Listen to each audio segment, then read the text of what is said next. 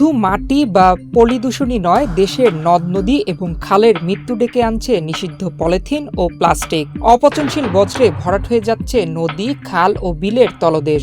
বন্ধ হয়ে যাচ্ছে খালের প্রবাহ, সুয়ারেজ লাইন। নদীপাড়ের মাটি খুঁড়লে মিলছে 15 থেকে 20 বছরের পুরনো পলিথিন। এ কারণে একাধিকবার ডেজারের ব্লেড ভেঙে যাওয়ায় বন্ধ হয়ে গেছে বুড়িগঙ্গার খনন কার্যক্রম। Double million offer, Walton fridge কিনে পেতে পারেন 20 লক্ষ টাকা, রয়েছে কোটি কোটি টাকার নিশ্চিত উপহার। একই কারণে মৃত্যুর সঙ্গে লড়ছে তুরাগ, বালু, শীতলক্ষা, কর্ণফুলী, রূপসা ও সুরমা নদীও। পরিবেশ রক্ষায় বিশ্বের প্রথম দেশ হিসেবে 2022 সালে বাংলাদেশে পলিথিন নিষিদ্ধ করা হলেও রাজনৈতিক ছত্রছায়ায় গত 2 দশকে উল্টো এর ব্যবহার বেড়েছে 7 থেকে 8 গুণ। বেড়েছে নিষিদ্ধ পলিথিনের কারখানা। দেশের সরকারি ও বেসরকারি বিভিন্ন সংস্থার গবেষণায় উঠে এসেছে এসব ভয়ঙ্কর তথ্য।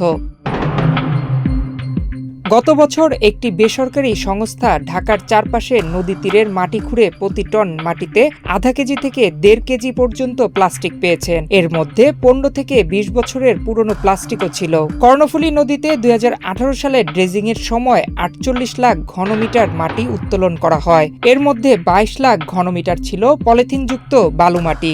2012-13 সালে ঢাকার চারপাশের নদীর তলদেশের বজ্র তুলতে পদক্ষেপ নেয় সরকার। গবেষণায় দেখা যায় নদীর তলদেশ থেকে প্রায় 6 থেকে 7 ফুট নিচ পর্যন্ত পলিথিন ও প্লাস্টিক বজ্র জমে আছে। পরে ড্রেজিং বন্ধ হয়ে যায়। রাজধানীর ঢাকার বেশিরভাগ খালেই ভরাট হয়ে আছে প্লাস্টিক বজ্র। কয়েকটি খাল পরিষ্কার করা হলেও সেখান থেকে তোলা শত শত টন পলিথিন ধ্বংস করা যায়নি। Environment and social development organization এসডোর গবেষণায় দেখা যায় সিলেটের সুরমা নদীতে শুধু 2011 সালে জমে 19,000 টন প্লাস্টিক বর্জ্য।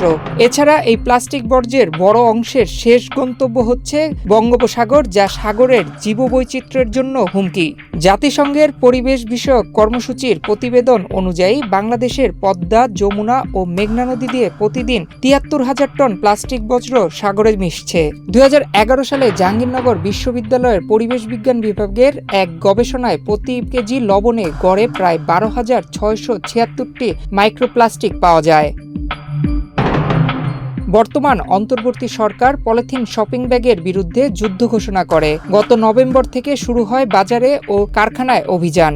তবে 1 মাস পরও বদলায়নি চিত্র।